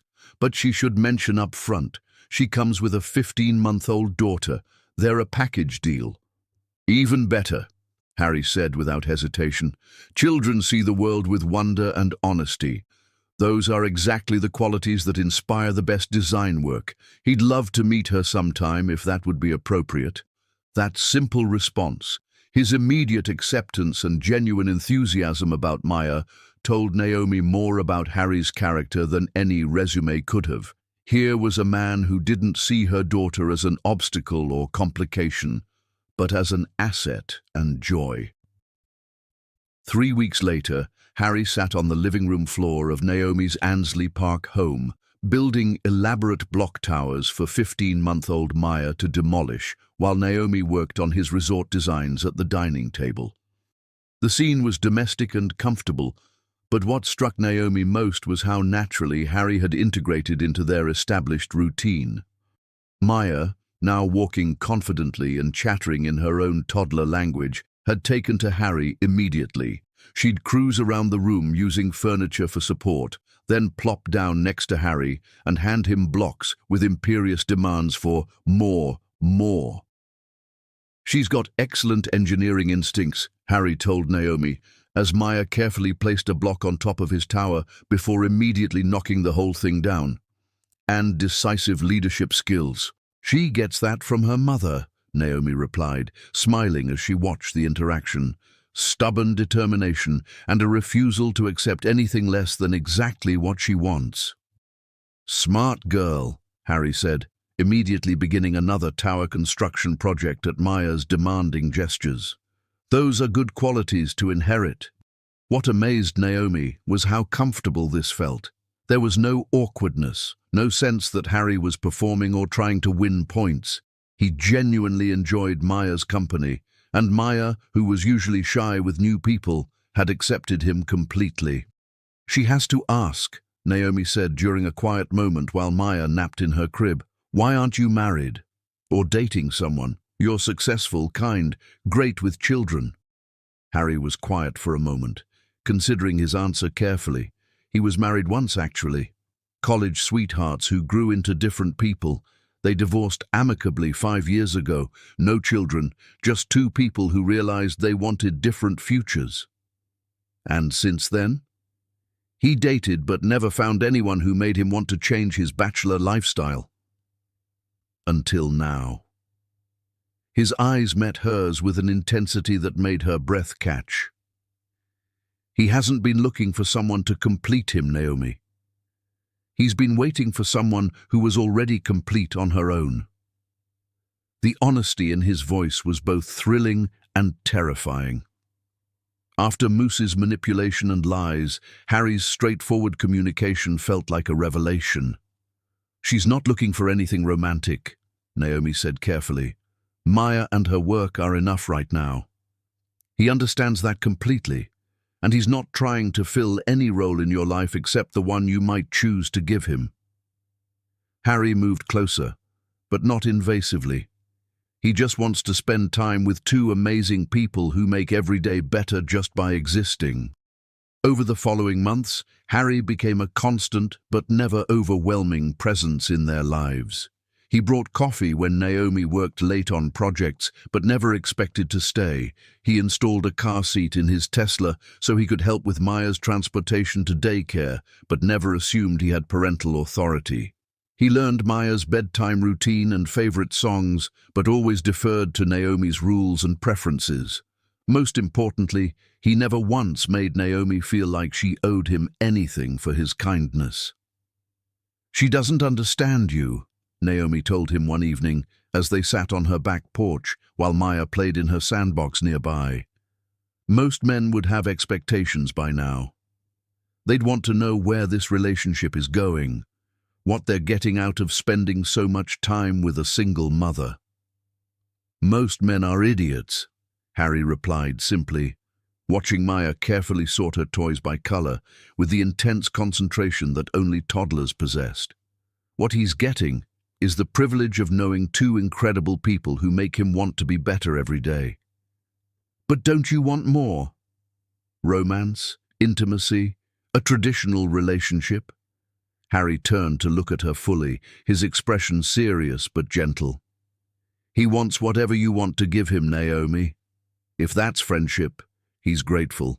If that's eventually something more, he'd be honored. But he's not keeping score or waiting for some relationship milestone. He's just happy to be here." That night, after Harry had gone home and Maya was sleeping peacefully, Naomi stood in her bathroom mirror and really looked at herself for the first time in months. The woman staring back at her was different from the one who'd married Moose 3 years ago. This woman had lines of experience around her eyes, a strength in her posture that came from surviving betrayal, and a confidence that no longer depended on anyone else's validation. She was also, she realized with surprise, ready to love again. Not because she needed to be loved, but because she'd found someone worthy of her love. The next morning she called Harry with her heart pounding. "Good morning, beautiful," he answered, and she could hear the smile in his voice. "She has a proposition for you." He's listening. "Maya's going to her grandmother's this weekend. Would you like to have dinner, just the two of them?" The pause that followed was pregnant with possibility. "He would love nothing more," Harry said softly. "Should he pick her up at 7? 7 is perfect." That Saturday evening, as Harry arrived at her door with flowers that he'd clearly chosen for their meaning rather than their expense, white roses that symbolized new beginnings, Naomi felt something she'd thought was lost forever. Hope. Not desperate hope that grasped at any possibility of love, but confident hope that recognized real partnership when it appeared. "You look stunning," Harry said as she opened the door, but his eyes held something deeper than appreciation for her appearance. They held recognition of who she was, beyond the beautiful exterior. "She feels like herself again," Naomi replied honestly, "for the first time in a very long time." As they drove to dinner, talking easily about everything and nothing, Naomi realized that this was what she'd been missing in her marriage to Moose. Not passion or excitement or grand romantic gestures, but simple compatibility. The comfort of being completely herself with someone who not only accepted but celebrated who she was. The evening stretched late into the night, filled with conversation that revealed how perfectly aligned their values, dreams, and approaches to life were. Harry had built his business on principles of sustainability and community impact. Naomi had built her career on designs that prioritized human welfare over profit margins. They both believed in building things that lasted, that mattered, that made the world better. "She has to ask you something," Naomi said as they sat on her front porch as the evening wound down. "Anything." "Why her? Why a single mother with baggage and walls and a complicated situation?"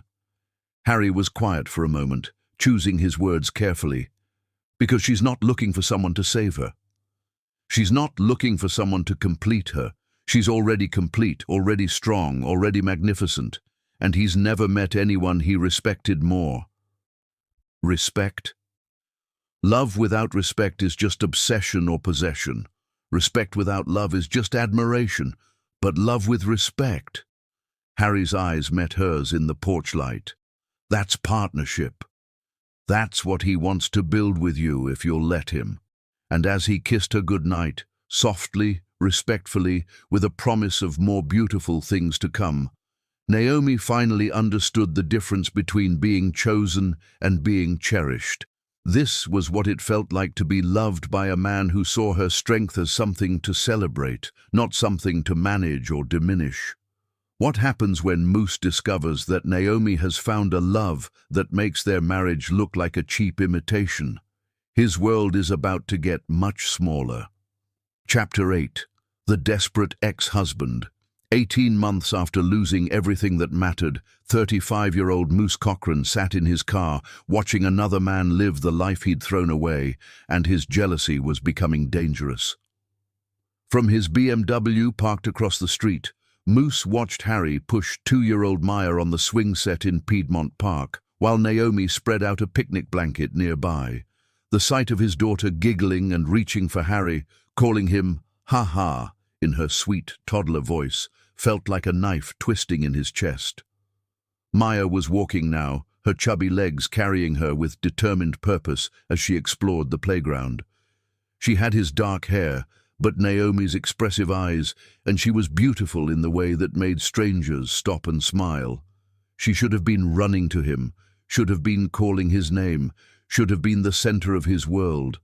Instead, she was building a bond with Harry Harris that grew stronger every day.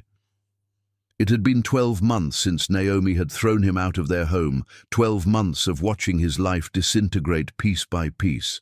His relationship with Sophia had ended in spectacular failure when she'd moved to San Francisco with their son Michael and her new husband, a venture capitalist who'd actually wanted to marry her and raise their child together. "You're toxic," Sophia had told him during their final video call. "You destroy everything you touch because you want everything but commit to nothing. Michael is better off never knowing you." Even his own son was lost to him now, growing up 3,000 miles away with a stepfather who would teach him values that Moose had never learned. His family's disownment remained absolute. His parents had never forgiven him for choosing Naomi over their wishes, and they'd certainly never forgiven him for destroying that marriage through his own selfishness. Theodore Cochran had publicly stated that Moose was no longer considered part of the Cochran legacy, and the family fortune that had once been his birthright was now being restructured to benefit charity instead of him. But it was losing Naomi and Maya that truly tortured him. Every night, he stalked their social media accounts from fake profiles, desperate for glimpses of the life they were building without him. Every photo of Naomi's success, every video of Maya's milestones, every image of their happiness with Harry was like salt in a wound that refused to heal. Today's torture was watching Harry teach Maya to feed ducks at the pond, while Naomi looked on with the kind of serene happiness that had once been reserved for him. The three of them looked like a perfect family, natural, loving, completely content with each other. Harry lifted Maya up so she could reach the ducks better, and her delighted laughter carried across the park. When she accidentally dropped the bread, Harry patiently helped her pick up each piece, never showing frustration or impatience with her toddler clumsiness. "That should be me," Moose muttered to himself, gripping the steering wheel until his knuckles went white. "That's my daughter. My family." But even as he said it, he knew it wasn't true anymore. Biology didn't make him Maya's father. Presence did. Love did. Consistency did. And Harry had been all of those things while Moose had been fighting a custody battle he was slowly losing. His supervised visitations with Maya had been disasters from the beginning. She didn't remember him, didn't trust him, and spent most of their court-mandated 2 hours together crying for mama and ha-ha. The family therapist had gently suggested that Moose needed to lower his expectations and focus on slowly building a relationship rather than demanding immediate father-daughter bonding. "Maya doesn't understand why she should love you," the therapist had explained during their last session. "In her world, Harry is the man who reads her bedtime stories, comforts her when she's scared, and shows up every day. You're the stranger who appears twice a week and expects instant affection." The truth was devastating but undeniable. Harry had become Maya's father figure through action and presence, while Moose remained a biological footnote who'd missed every important moment of her life. His phone buzzed with a notification. Naomi had posted a new photo on her architectural firm's Instagram. She stood in front of the completed children's hospital wing she'd designed, holding Maya on her hip while Harry stood beside them. The caption read, "Celebrating the opening of the Maya Gurma Healing Garden, with the two people who inspire every design." The Maya Gurma Healing Garden. She'd named part of the hospital after their daughter, his daughter, and Harry was standing there like he had every right to be part of that honor. Unable to contain his rage any longer, Moose got out of his car and walked toward the picnic area where his former family was enjoying their perfect afternoon. "Excuse me?" he said, his voice carrying more aggression than he'd intended. All three of them looked up. Maya immediately moved closer to Harry, sensing tension even at her young age. Naomi's expression became carefully neutral, the warm happiness draining from her face. "Moose," she said calmly, "this isn't your scheduled visitation day. He wanted to talk to you about them." He gestured toward Harry, who had positioned himself protectively between Moose and Maya without making it obvious. "There's nothing to discuss," Naomi replied, standing up and brushing grass off her sundress. "Maya, come to Mama." But Maya, instead of going to either parent, reached up for Harry, who lifted her smoothly while keeping his eyes on Moose. "Dada," Maya said clearly, patting Harry's face with her small hands. The word hit Moose like a physical blow. His daughter, his own biological child, was calling another man Daddy. "She's confused," Moose said desperately. "She doesn't understand." "She understands perfectly," Naomi said quietly. "She calls the man who takes care of her Daddy. Biology is just genetics, Moose. Family is built through love and presence. But he's her real father." "Harry is her real father," Naomi interrupted, her voice firm but not unkind. "You're her biological father. There's a difference." Harry, who had remained silent throughout this exchange, finally spoke.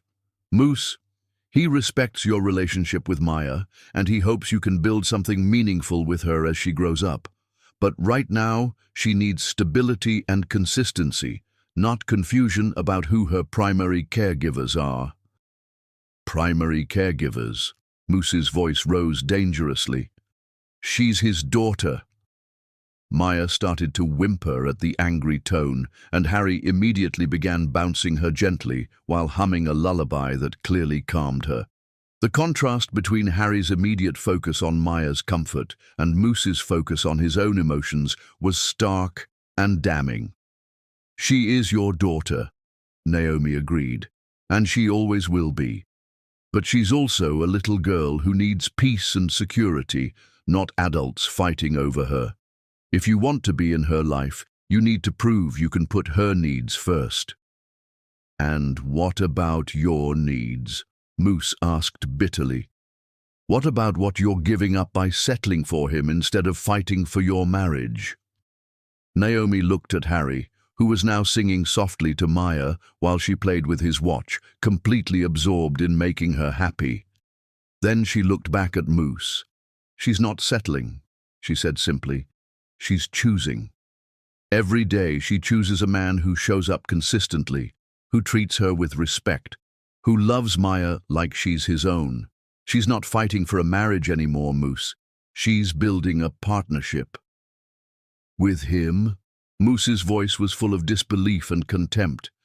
"With the man who's never lied to her, never betrayed her trust, never made her compete for his attention." Naomi's voice was calm but steel-strong. "With the man who saw her strength and chose to support it rather than undermine it." As Moose watched Harry successfully calm Maya's fussing and saw the look of pure gratitude and love in Naomi's eyes, he realized the scope of what he'd lost. It wasn't just a wife and daughter, it was the chance to be the kind of man worthy of their love. "This isn't over," he said, but the words sounded hollow even to him. "Yes, it is," Naomi replied with the absolute authority of a woman who'd reclaimed her power. "It's been over since the day she walked out of your office. Everything since then has just been you learning to accept it." As Moose drove away, leaving behind the sound of Maya's laughter and the sight of Naomi's peaceful happiness, he felt something dark and desperate growing in his chest. If he couldn't have her back, maybe he could at least make her understand what she'd given up. After all, he'd always been good at getting what he wanted. And what he wanted now was for Naomi to remember why she'd fallen in love with him in the first place, even if it meant destroying her new happiness to make her remember. What happens when Moose's desperation evolves into a calculated plan to reclaim what he believes is his?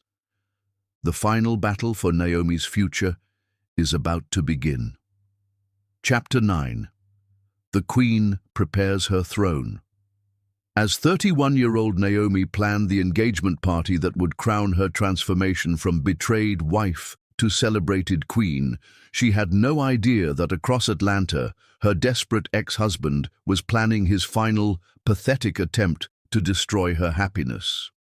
The morning Georgia sun streamed through the floor-to-ceiling windows of Gurma Design's expanded offices in Buckhead as Naomi stood before a conference table covered with plans, sketches, and vendor contracts. But these weren't building designs. They were the blueprints for what would become the most talked-about engagement celebration in Atlanta's social history. "Maya, sweetheart, what do you think of these flowers?"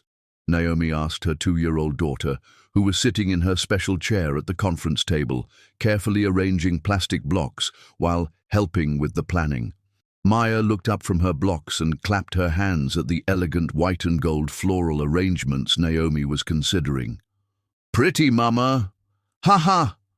Maya babbled excitedly as the office door opened and Harry walked in carrying coffee from Naomi's favorite cafe and a small gift bag for Maya. "Good morning, beautiful ladies," Harry said, kissing Naomi softly before scooping Maya into his arms. "How's the party planning going?" "She's creating something spectacular," Naomi said with deep satisfaction, gesturing to her elaborate plans spread across the table. "The venue is confirmed, the Swan House at Atlanta History Center with the gardens for the ceremony. The guest list is at 400 and growing, and the surprise she has planned." Her smile was mysterious and powerful. "Should he be nervous?" Harry teased. though his eyes showed complete trust in whatever she was orchestrating. "Only if he's planning to change his mind about marrying her," Naomi replied, standing on her tiptoes to kiss him properly while Maya giggled and tried to push their faces together. "Never happening," Harry murmured against her lips. "He's the luckiest man in Georgia, and he knows it." What neither of them knew was that 15 minutes away in his downtown penthouse, Moose was finalizing his own plans, not for celebration, but for what he'd convinced himself was necessary intervention. The complete background report on Harry Harris, his private investigator, slid a thick folder across Moose's glass dining table. Financial records, business dealings, personal relationships, everything you requested. Moose opened the folder with desperate hope, searching for anything: affairs, financial irregularities, legal problems, anything he could use to prove to Naomi that her perfect new fiancé wasn't what he seemed. But page after page revealed the same infuriating truth. Harry Harris was exactly what he appeared to be. His business practices were ethical and innovative. His previous relationships had ended amicably with no drama or betrayal. His financial records showed generous charitable giving and responsible management. Even his employees had nothing but praise for his leadership and character. "There has to be something," Moose muttered, flipping through pages of glowing references and clean background checks. "Nobody's this perfect." "If there are any skeletons, he's hidden them well," the investigator shrugged. "Sorry, Mr. Cochran. The guy's exactly what he appears to be: successful, ethical, and genuinely decent." The investigator left, but Moose continued staring at the evidence of Harry's character, his rage building with each positive reference. How dare this man be everything Moose had failed to be? How dare he step into Moose's life and be better at loving Naomi than her own husband had been? Meanwhile, across town, Naomi was putting the finishing touches on what would be more than just an engagement party. It would be her public declaration that she'd not only survived betrayal, but had transformed it into triumph. "She's invited your parents," she told Harry that evening as they reviewed RSVPs while Maya played with her blocks nearby. "His parents flew in from Charleston yesterday." Harry nodded.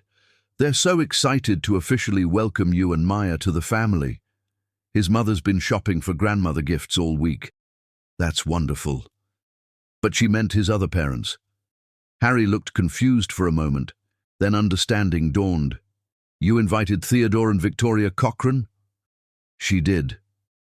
Naomi's smile held layers of meaning. "She wants them to see what they lost when they disowned their son. She wants them to see the granddaughter they rejected and the daughter-in-law who would have brought honor to their name. And now they get to watch another man's family claim the legacy they threw away. Harry's parents will be Maya's grandparents. Harry's name will be the one she grows up proud to carry." Harry studied her face, recognizing the strategic mind that had made her such a successful architect now being applied to something deeply personal. This is about more than celebrating their engagement, isn't it? It's about showing everyone, his family, their former friends, Moose himself, exactly what kind of life she's built after he tried to destroy her. Naomi's voice was calm, but filled with quiet power. It's about proving that she didn't just survive his betrayal. She used it to become magnificent. That Sunday afternoon, as Harry taught Maya to throw a ball in their backyard while Naomi worked on final party details, none of them noticed the figure watching from the street. Moose had taken to driving by the house regularly, torturing himself with glimpses of the domestic happiness he'd forfeited. Today's torture was watching Harry patiently retrieve the ball every time Maya's unsteady throws sent it rolling away, celebrating each attempt like she'd accomplished something amazing. When Maya finally managed to throw the ball directly to Harry, his proud, "Great job, princess," made her beam with accomplishment. "That should be me," Moose whispered, his hands clenching the steering wheel. "She's my daughter. This is my life he's stolen." But even as he thought it, Moose knew it wasn't true. Harry hadn't stolen anything. He'd simply been the man that Moose had never learned to be. Patient instead of demanding, present instead of distracted, honest instead of manipulative. That evening, Moose made a decision that would prove just how far he'd fallen from the man Naomi had once loved. If he couldn't find dirt on Harry, he'd create some chaos of his own. The engagement party would be the perfect opportunity. 400 guests, including everyone who mattered in Atlanta's social and business circles. He'd find a way to remind Naomi why she'd fallen in love with him in the first place, even if it meant ruining her perfect night to do it.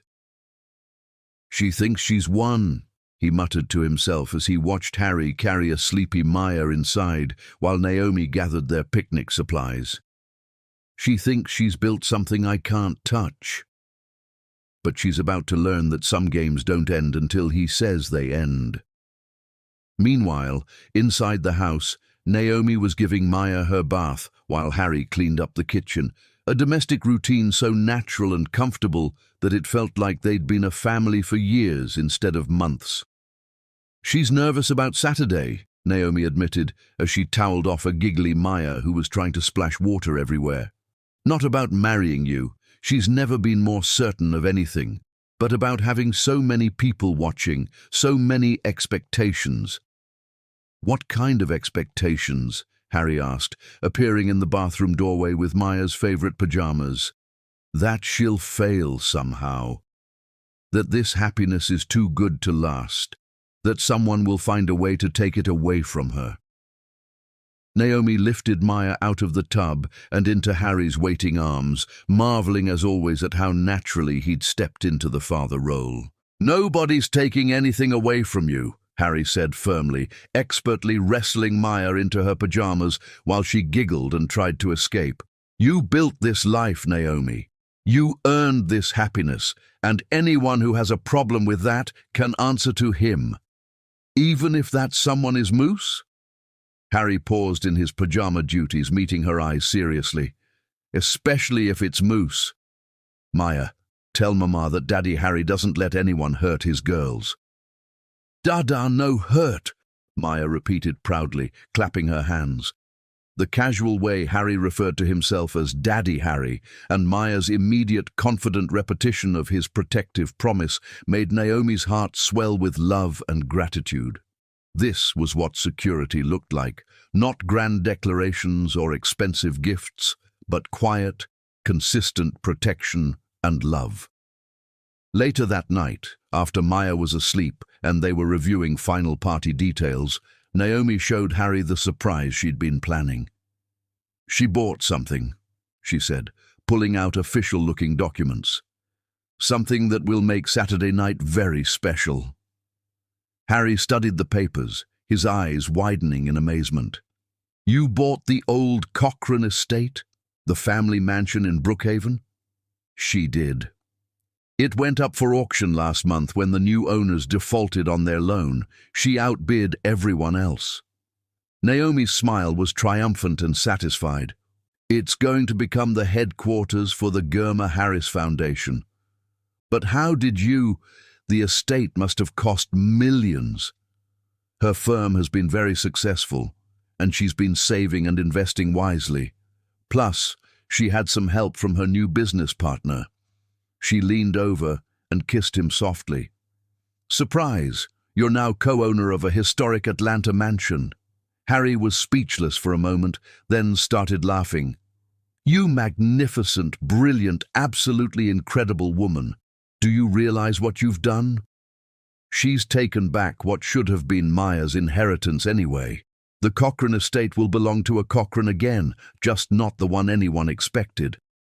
"And Moose? Does he know?" "He will on Saturday night, along with everyone else." Naomi's eyes sparkled with anticipation. "She's going to announce it during her speech, right after you propose. The estate where his great-great-grandfather built the family fortune will now be dedicated to helping single mothers build their own empires." "That's not revenge," Harry said admiringly. "That's poetry." "The best revenge isn't destruction," Naomi said. settling into his arms while they looked over the party plans. It's transformation. It's becoming so magnificent that your betrayer realizes they didn't destroy you. They freed you to become who you were always meant to be.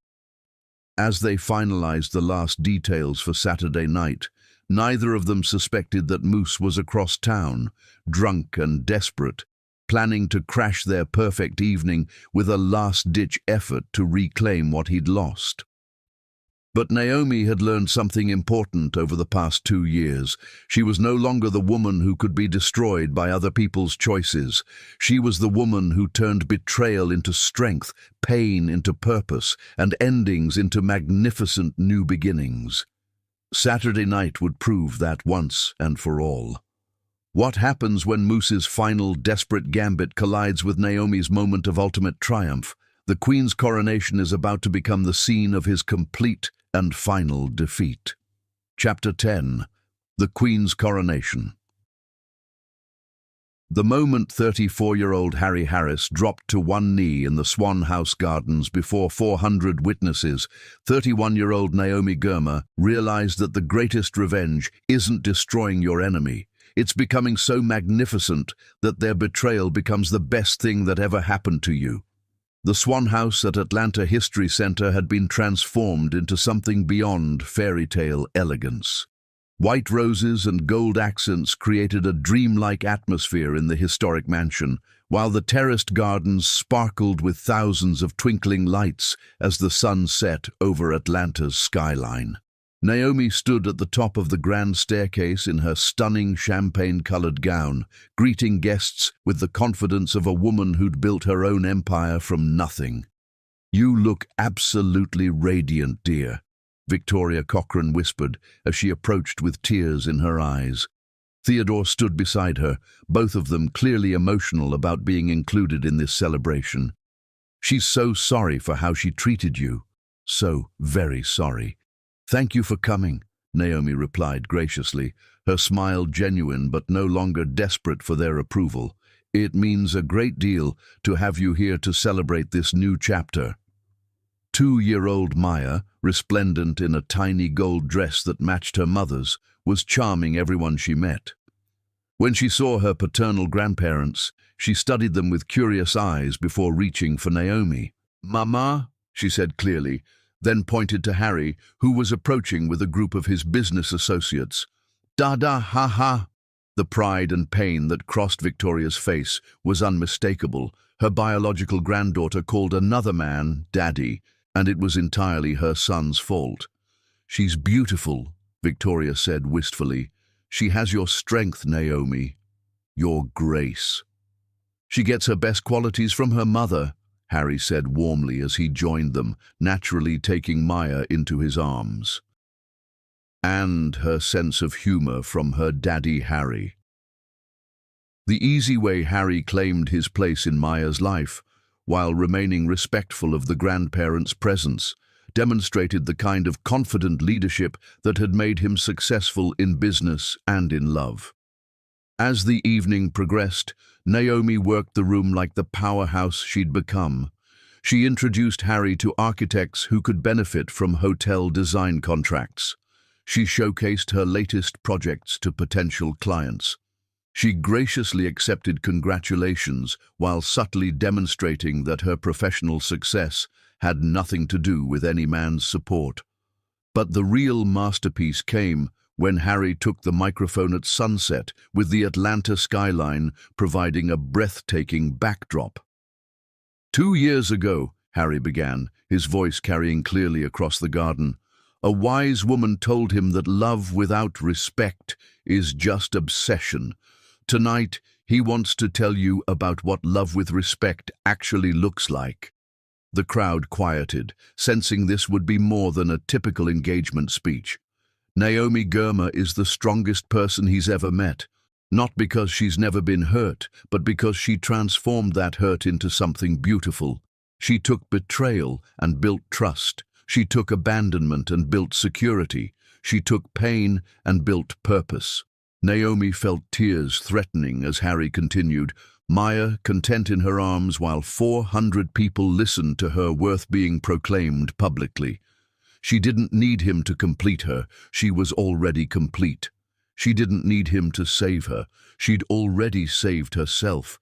She just needed someone worthy of standing beside the queen she'd become. That's when Harry dropped to one knee in front of everyone, pulling out a ring that sparkled in the garden lights. "Naomi Gurma, will you marry him and let him spend his life proving every day that he knows how lucky he is?" "Yes," Naomi whispered, then louder, "Yes." As Harry slipped the ring onto her finger and the crowd erupted in celebration, the garden doors opened and Moose stumbled in, clearly intoxicated and desperate. "This is wrong!" he shouted over the applause, weaving through the shocked guests toward the stage. "She's his wife, the mother of his child. This is all wrong." Instead of panic or embarrassment, Naomi felt only calm certainty. This was the moment she'd unconsciously prepared for. "Moose," she said into the microphone, her voice carrying to every corner of the garden. "How unexpected." "Naomi, please," he slurred, approaching the stage while guests recorded everything on their phones. "He loves you. He made mistakes, but he can fix this. They belong together." "They did belong together," Naomi replied with devastating calm, "until he chose to belong with someone else. Now she belongs with the man who chose her completely and honestly." "Harry doesn't know you like he does," Moose insisted, swaying dangerously. "He can't love you the way—" "You're absolutely right," Naomi interrupted, and hope flickered in Moose's eyes. "Harry doesn't love her the way you did. Harry's love doesn't come with lies or betrayal or competing with other women for basic fidelity." The crowd began murmuring, and Theodore Cochrane stepped forward to try to escort his humiliated son away, but Moose shook him off. "You don't understand what you're giving up," Moose shouted desperately. "She understands perfectly," Naomi replied.